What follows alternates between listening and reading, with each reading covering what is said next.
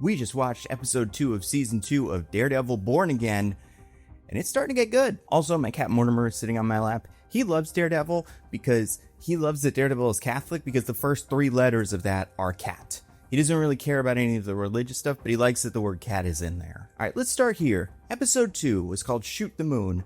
I knew that it was not going to do this, but I bet there were some people, and full spoilers for everything that's covered in the episodes, I bet there were some people that maybe thought Moon Knight was going to show up here since his name has the word moon in it, and he did not. That we know of. Maybe he was running around on a rooftop or something, we didn't see him. But, he's not really a New York hero like he usually is in the comics. Well, Moon Knight in the show is from, I think, Chicago, but then Steven is from England. It's complicated. We're not talking about Moon Knight here. We're talking about Daredevil. So I'd say, the big idea of this episode is this is Fisk playing his cards, right? Like in the end of season 1, Fisk got everything he wanted. Now it's getting chipped away, and this is him kind of trying to take some of it back, so he's going to make some moves. The first one, obviously, is the attack on Cherry, which we saw at the end of last week. Didn't go super well. We'll get some more as the episode goes on. Also, just want to say, the Daredevil suit, and I know I said this last week, but it's still true, looks amazing. It is photographed so well. In the shot where Daredevil is looking down onto the street as Cherry is getting taken out by the ambulance,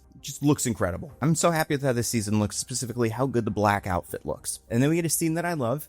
Some man, who could it be, is in the church that Matt usually goes to. He name checks Sister Mary, which I love, but then it turns out that it's not Matt, and it didn't really look like it was Matt. And it's not Captain America either, even though this actor apparently auditioned for Captain America, and maybe was even kind of close. It's unclear how close he was. But it is in fact Wilson Bethel playing Bullseye. Now, we've already seen that Bullseye is keeping an eye on Daredevil, and I love that. I like that Bullseye is keeping up with what's going on, and he is not acting, he is not getting involved until he needs to. Because this is Bullseye. He takes his shot when it's his shot. He doesn't get forced. But I just love the dynamic between Bullseye and Daredevil in this season, because it's weird, right? On one hand, they're arch enemies. Matt, as Daredevil, stopped Bullseye from killing Fisk. So on one hand, doesn't like Daredevil. On the other hand, Bullseye is a professional. That is his thing. He's an assassin. He takes what he does very seriously. I think he respects Daredevil, because Daredevil is also very serious about what he does and also very skilled. I imagine Bullseye is one of those characters that's I never get in a fight with someone that I don't automatically win, but it's you're special. So he's a little bit obsessed with him for that reason. Also, they both hate the Fisks. Matt hates Wilson and Bullseye hates Vanessa. So they're kind of teaming up there. But also, Bullseye kills people, and Matt doesn't kill people, so there's tension there. And then also, Bullseye killed Foggy, which we'll see is a big point of contention, especially concerning Karen Page. But you can obviously tell that that's something that bothers Matt too. So I just love this dynamic, because these characters have not spent that much time together, right? He was in Daredevil Season 3 on Netflix. Bullseye played a role in Born Again Season 1, although I wouldn't say he was a big player. He had some cool fights, had fun stuff, but he wasn't a main character. Yet we have all this complexity in the relationship between Daredevil and Bullseye, and I love that, because they really are supposed to be each other's arch nemesis. Forget about Kingpin. As much as Kingpin does have a lot going on, him and Matt Murdock are characters that are very connected in the comics, and obviously, based on what we've seen in the show and other movies and all that, there is a really interesting dynamic between those two characters. However, in the same way that Charlie Cox said in an interview, oh, Karen Page is Daredevil's one and true love, in the comics and in the show, they're just meant for each other. And you're I don't know, I guess, if you think so. But Elektra is his one true love character, if we're gonna pick one. I also like the idea that Matt sleeps around a lot. I think that's fun. But that, I think the show has built up Kingpin as the main antagonist. He's the Magneto to Daredevil's Professor Xavier. When in reality, if you look at the comics, I think you can make a stronger case for Bullseye. But I'm sure we'll get to it over the course of the season. There's definitely more going on with these guys. This is also where we get the Bullseye mood lighting. Ooh, this only really happens in this episode, I think, and maybe the next one. But every time this guy steps on screen, it doesn't go blue. Thank God. I like it as an artistic choice. I think it's fun. I like that the show is doing stuff like that. However, it would be a lot if they had to do that every time he walked in a room. Also, it's just not that exciting because Daredevil is blind. He doesn't know what the colors are. I mean, he knows what those colors are, but Bullseye had a signature sound that every time Bullseye walked into a room, maybe a score or some sort of unsheathing a little dagger or something sound, and that was you're oh, Bullseye's here. That would be cool, because that's what Daredevil encounters. But with this, it's he's not even a character that cares about color. I don't know. We get a little bit more about Fisk training for this big boxing match, which is so funny, because clearly they knew that this was going to be a Trump thing, right? And I think that's great. On one hand, it's kind of annoying because so much media is this, but on the other hand, Kingpin is such a perfect Trump analog because he is a wealthy New York land developer, real estate person. I always forget what Fisk's actual original job was in this show, who gets at least indicted and somewhat convicted for crimes, runs for public office, wins, plays by his own rules. He's very tough. He's got what I'm going to guess is an Eastern European wife. I don't know where Vanessa's supposed to be from. But like the parallels between Wilson Fisk and Donald Trump, obvious. And it's like, if this was another show that invented a Donald Trump figure where one did not usually exist, I'd be like, you don't have to do that. Other shows are doing that. But Born Again is like, you better do that, because otherwise it's weird that you didn't mention it. But anyway, it is so funny that Donald Trump is also doing a boxing thing. Now, he's not boxing, as amazing as that would be, but he is hosting a UFC fight on the White House lawn or something, because everything's going so well. I don't know. It's stupid, but it's really funny the Kingpin is also doing that. Like, let's distract him with a gladiator fight. Just in Kingpin's case, he's an enormous guy who's like tons of muscle. Like, that's this thing in the comics. He's a big guy and he seems like he's, fat, but really it's all muscle. So that's why he can like punch through a wall. This Kingpin, while not exactly like that, like he hasn't been explained that way, clearly is super strong. So Wilson Fisk is training for this boxing match. This is Wilson Fisk versus a guy named Matterhorn, who I was even like, that sounds like it could be a comics character's name, but I'm not familiar with that. And I had to look it up. Apparently it's not. There's probably someone this is kind of related to. If you want to attach this Matterhorn character to the comics, the Matterhorn, I believe, is, besides the Disney World ride, a mountain. And there is a character in Spider-Man comics. He's like a Magia enforcer. His name's Michael the Man Mountain Marco. He's not, I don't think he's related to Flint Marco, Sandman. But, maybe that's what they're kind of, they're not. Matterhorn's a cool name. But yeah, there's a couple of things in this season that I like as little framing devices of like, we're getting ready for the fight. The fight's tomorrow. Hey, it's the fight.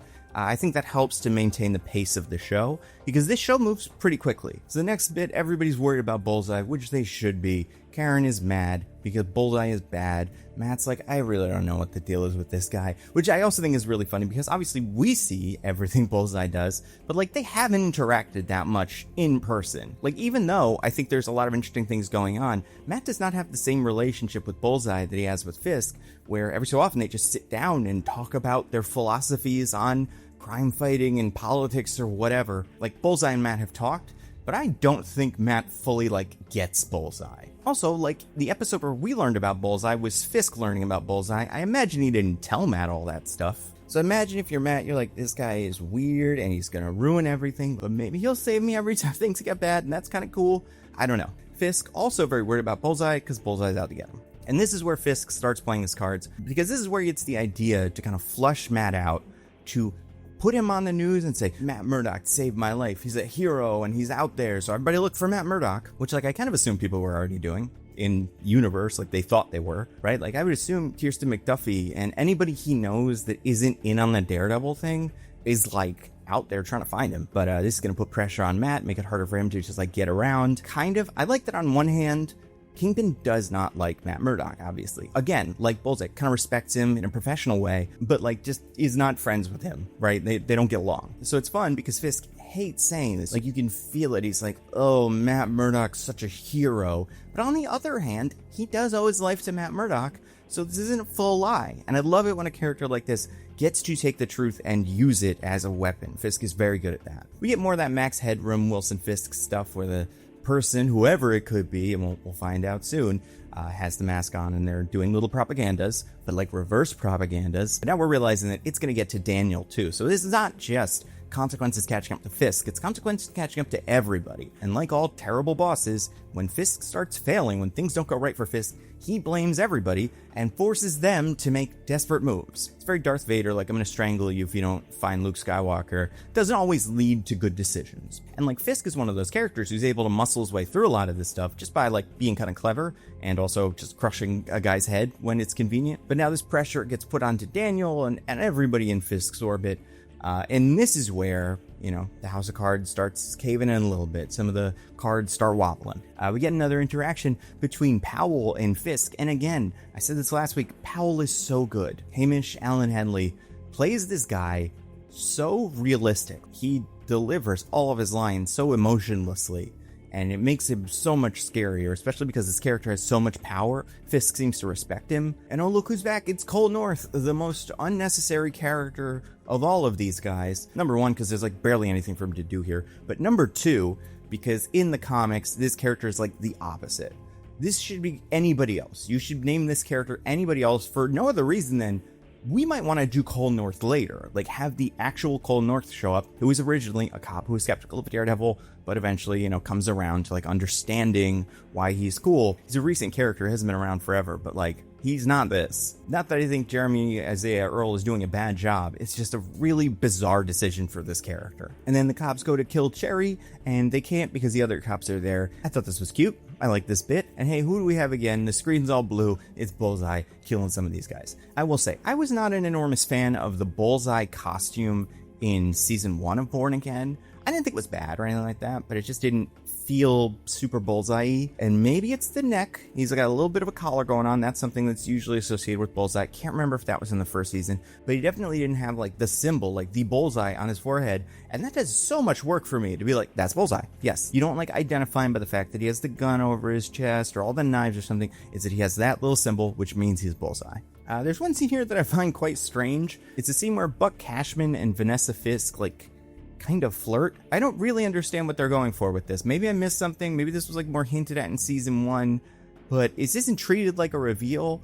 But it's also like, Buck Cashman isn't stupid. He is a character who like sometimes gets in over his head and he's got a little bit of an ego, like, but he's not dumb enough to hook up with Kingpin's wife behind his back. Like, that is just an insane thing for a character like that to do. I really just don't understand what this scene's all about. Then we get this scene. Maybe my favorite of the episode. It's hard to say. I mean, there's some real fun ones near the end of this episode, but the scene where Little White Tiger, Angelo Del Toro, goes into the convenience store, meets the kids, things get out of hand, and then the cops come, and then her aunt just gets taken by the cops. Obviously, not necessarily inspired by current events. I mean, inspired by certain current events, but not the ones that this would have had to have filmed long before happened. And that's the other thing that's bizarre about this season. So much of the stuff with ICE, and the Anti-Vigilante Task Force isn't exactly ICE, but they kind of are, right? Like, there's some sort of like extrajudicial arm of law enforcement that does their own thing, isn't really accountable to anybody. They exist for what is a really specific purpose, but use that to be this broad umbrella for like, we can kind of do whatever we want. And I guess it's just interesting because at no point in this scene, nobody's doing vigilante stuff. Like, it's easy to forget over the course of these episodes that this is the Anti-Vigilante Task Force, and we almost never see them interacting with a vigilante. They, every so often, they try to fight Daredevil, and every so often they get killed by Bullseye, and that's about it. But again, this scene, powerful, good. Then we get Heather getting an award, and man, I just cannot figure Heather out. I think she's so frustrating as a character, and I think I said this last week, but I'll say it again, because on one hand, she is a psychiatrist whose main specialty and what she's known for is understanding vigilantes, which you figure would be a pretty big field in the Marvel Cinematic Universe. You know, like if there was Spider-Man, Daredevil's been operating for a very long time, Moon Knight exists somewhere, Miss Marvel's out there. You know, like there would be a lot of people who would want to be like, I'm the person that understands them. Now book me on all the news shows, because it's all anybody would talk about. But the fact that she seems to be the main one of these, not only has she not figured out that her boyfriend was Daredevil, even though everybody else on the show has figured it out,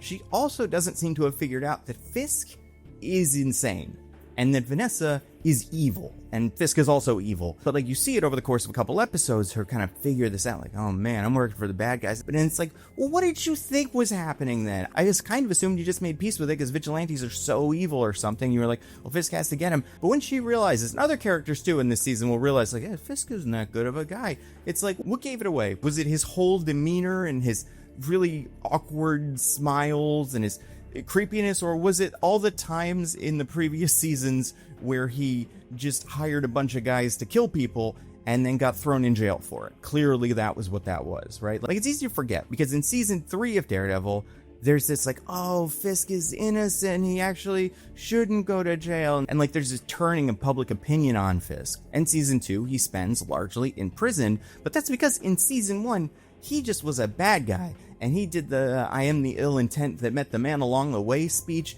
and he just had his cops kill all the other cops, walk down the street. Like, the idea that not only would anybody in this city trust Fisk, but the idea that this therapist hasn't fully figured him out, it makes this character so frustrating. And it's like, it's not a plot hole, right? Because that's not what it is. And not every character has to be right about everything, making all the right decisions. But if a character is supposed to be smart and they just keep doing dumb things, it's like, well, what am I watching? Who is this? What am I supposed to take from this? Love that Vanessa seems to have a spider sense about Bullseye, where she can sense when he's aiming at her. That's cute. Then you get Angela Del Toro going to Matt's office. This scene was cute. Small writing detail I liked. I like that McDuffie is trying to comfort Angela, right? Trying to say things are going to be all right. We'll get her out of jail. Everything will be fine. I like that, even though I don't know exactly how old Little White Tiger is supposed to be, but she's young. She's on the young side. But I like that she's like, no, the anti-vigilante task force got her, so like they're sending her to evil super jail. I like that McDuffie's like, don't worry, we'll figure it out. She's like, oh shit, that's bad. This is not good. Like, she treats her like an adult, and I like that. We get another look in this episode at the amulet. Now, I will say, having watched episode 2 and 3, just the information we get there, it is unclear what the deal is with the amulet. I don't think we've seen in season 1 of Born Again, or by now, if the amulet actually does something, or if it's like a Michael's secret stuff kind of thing, where if you have it on, you feel really strong, and people see it and get scared of you, and like, oh my god, they're invincible, they can run really fast. Like we may see in episode 3, there's a thing that happens where you're like, oh, that's what the power is, okay. But then, it's like, no, they used a knife for that, it's different.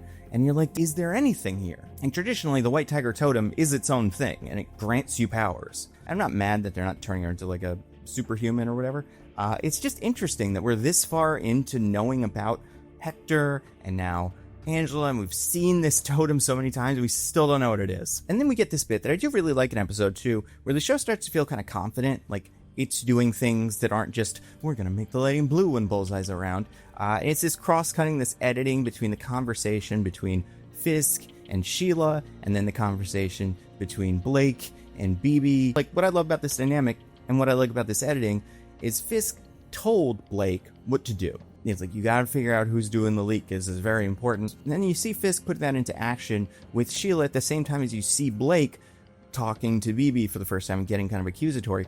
I also really like the character of Daniel Blake, because you see it in this moment and you see it over the course of this series. He likes BB and wants her to be okay. Like, he does not want her to get murdered by the Kingpin, and he knows that's a problem. Like, I feel like there's characters like this who will say, like, you shouldn't do that, otherwise things might happen to you, and it's a power play. It's them saying, like, see, I'm being nice and giving you a little bit of leeway, but like, if I didn't say that, you'd be in trouble. But you can tell Daniel really wants to protect BB, because he's like, these guys are weird, and they might kill you if it turns out you're the one in the little Kingpin mask. And this is where we get the reveal. And no one could have seen coming, because of how obvious it was, that BB is in fact doing fake Kingpin voice. And I will say, I would be kind of annoyed by this if she didn't do such a good Kingpin impression, because I'm just mostly impressed. And I don't know if they did that, if that's Janae Walton doing the Fisk voice or not, but I like it. I also think, like, you can kind of tell that it's not Blake, because Blake is a bigger guy. I don't know, I wish it was a little bit less clear. Like, maybe she had like some padding on under her suit or something, so it did maybe look like it was someone else. Because the way that it's presented in the show, this is not that big of a surprise. It doesn't need to be. You know, it's not like they dragged this out forever. And then we get 2 really fun scenes to close out the episode. Another Bullseye in blue, but this time it's a dream. He's invading her dreams now. She sees like the blue rose. I guess it's funny to me because, like, thinking about it now and like looking at this character, he's not that blue. He never was. He's got like a, I don't know, indigo kind of outfit, but it's not that indigo either. It's a lot of black. You know, it's very tactical. Feels like it doesn't feel like he picked blue as his brand, but the show and the lighting decided it was his brand, and, you know, that's kind of cool, I guess. We get the little dream, which I love, involves the baseball, because I like that part of his origin. I love that episode from season 3, where they do the flashbacks to his origin taking place in front of Wilson Fisk. Like, that was so good. Another small detail I like here, I like how concerned Kingpin seems to be when Vanessa wakes up with a nightmare. He's like, oh, are you okay? Are you okay? And I don't know, just felt human of him. And then we close out this episode by cutting between a shot of Kingpin and Vanessa and a shot of Matt and Karen. And what I do really like here is, like, Kingpin is winning, right? Like, he's in charge of his secret police thing. He seems to have no real oversight. You know, he's with Vanessa. He's got all his money. Things are going really well for him. And yet, he's still not happy. And that's what's interesting about him. Where on the other side, Matt's having a terrible time. He keeps getting beat up. He almost got killed. His friend Cherry almost got killed a couple times. But he's still, like, happy. And that's one of the things that feels like it's easy to forget when thinking about this kind of stuff. With these bad guys that have all the power, is, like, in the show and in real life, like, they're never happy. They're never happy with the amount of power, the amount of money, whatever it is they want. They always want more. They're always miserable. And it's the one little thing you can kind of hold on to is like, well, at least he's not enjoying this. You know, it's very dog that caught the car. Whereas Matt and Karen are both good people with principles, and they're doing their best. They believe in themselves, and they're having fun together. And it's nice, you know, because they'll go through some stuff over the course of this season. But it's nice to see that there is something that Daredevil is fighting for, besides just like not getting executed by Fisk in the middle of the Times Square. Speaking of that, you get the AVTF comes to Josie's, they raid it. I love this fight scene between Matt and the two AVTF thugs. It's got a lot of character, very fun. This is a shot from the trailer where Matt gets the gun and smiles at him. I love that we're back to Matt doing his weird somersault kick that he uses to knock out one of the guys. And then I love that Daredevil doesn't kill, because he would never kill. He does not. Sometimes, you know, maybe accidents happen, but like, how can you be sure, you know, everything's gonna go perfectly? But like, obviously Daredevil does his best to not kill people. Like here, where he takes this guy that he's already beat up a fair amount and just rams his head into this beam. And like, man, Matt, you're not gonna stay around, so you're not gonna know how this goes for him. But like, maybe he doesn't die in that second. Like, I wouldn't say the outlook for this guy is great, Matt. And I'm not saying he can't kill people. I think that's fine. But it's something that this character really cares about. Is like, we gotta do things by the book and stuff. And it's like, just this one, I don't know why, out of all of it, this one felt the most like, come on, Matt. You know what's gonna happen to that guy in a week. He's just gonna fall over and then just be dead. And then the last bit of the episode, Karen kidnapped the guy. She got one of the AVTF guys. And that's an interesting move. I do really like Karen in this season. Deborah Ann Wolt's doing good work, but I just like that they gave her, and she's done this before, right? I would say she's plucky. If she was a reporter, I would describe her that way. She's not really even a reporter anymore, though. She is now like a spy. And I like that she goes rogue sometimes, like the moment in season 1 where she kills Wesley, and you wouldn't expect that, or the moment in season 3 where she uses that against Wilson Fisk. Like, I like that Karen Page is a little bit of a wild card, and that's fun. So yeah, looking back at this episode, like, very strong. And I know I said, and a lot of reviewers have said, like, episodes 1 and 2 are like the ones that are okay, and it gets really good in 3 forward. And that is true. But I think when we said that, a lot of the reviewers gave the impression that we were saying like, oh, actually episodes 1 and 2 are kind of bad, you gotta power through those, but once you get to 3, then the show is good. But as you can see, like, episode 2 had a lot of interesting stuff. This would be one of the best episodes of last season, just based on like the cool fight scenes, the interesting character dynamics, and that's just a credit to how good season 2 of Born Again is, that this is kind of an average episode. So episode 3 will be its own video, and then we're going to follow these obviously as the week goes on. And I'm just really excited to talk about some of the developments with Daredevil, the Anti-Vigilante Task Force, all that. And it reminds me of a video I watched recently by a creator I really like, Lindsay. And this video is called The Macabre World of Body Cam YouTube. Now, this is something I did not know existed.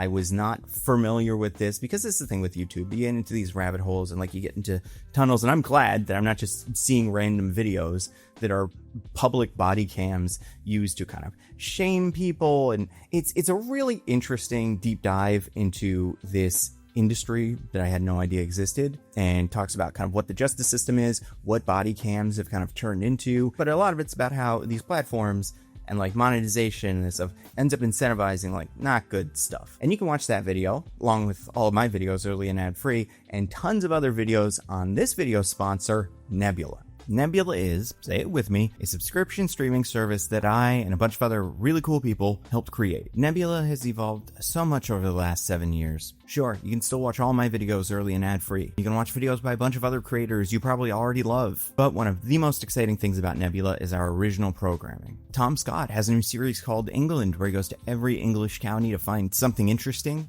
Did you check out this first episode where Tom Scott goes to Leicestershire and he visits a bell making factory? You see the entire process, learn how bells are made, and it is not how you would expect, especially since this bell making factory is hundreds of years old and they're still working with some of the same techniques from a century ago. Tom Scott even gets to use a sledgehammer to break one of the bells a little, because shockingly, it's hard to do. It's hard to use a sledgehammer to break an enormous bell. And each episode of England is going to be on Nebula for a week before it goes anywhere else. On top of that, that. We got a series that I love watching called Abolish Everything, where someone, maybe a comedian, maybe another YouTuber, makes an argument for something that should be abolished. They state their case, they make a very funny PowerPoint, the political establishment gets to weigh in, and then the audience decides what deserves to actually be abolished. This week they did the championship for the second season. They had a ton of really funny people on it. I've never been on that show, maybe sometime in the future. I think I'd be a fun abolitionist. And then later this year, although hopefully not too much later, Nebula's first original dramatic scripted series, Subliminal, comes out with the episode that I wrote, which I cannot wait for you guys to watch. Nebula is the best way to support all of the creators you already love and all the creators you don't know you're gonna love, but then you're gonna love them when you see them on Nebula. You can also download the videos to your phone, which saves you data when you're not at home. And there are not AI videos on Nebula, so this isn't gonna be like YouTube where you go on and you watch a video in a minute or two and you're like, something's off here, and then you realize like, oh, this video is AI. Which happens on YouTube and other platforms way more than I would like to admit. Nebula, we all got real stuff made by real creators, and that's why it's great. And a year of Nebula is already a steal at $60 a year, $5 a month. But if you go to go.nebula.tv/thenandocut, you can get a year of Nebula for just $30. That is $2.50 a month. It is an amazing deal. Again, go to go.nebula.tv/nandomovies to check it out. Look out for the episode 3 review. That's all I got. Stay safe. I'll see you around.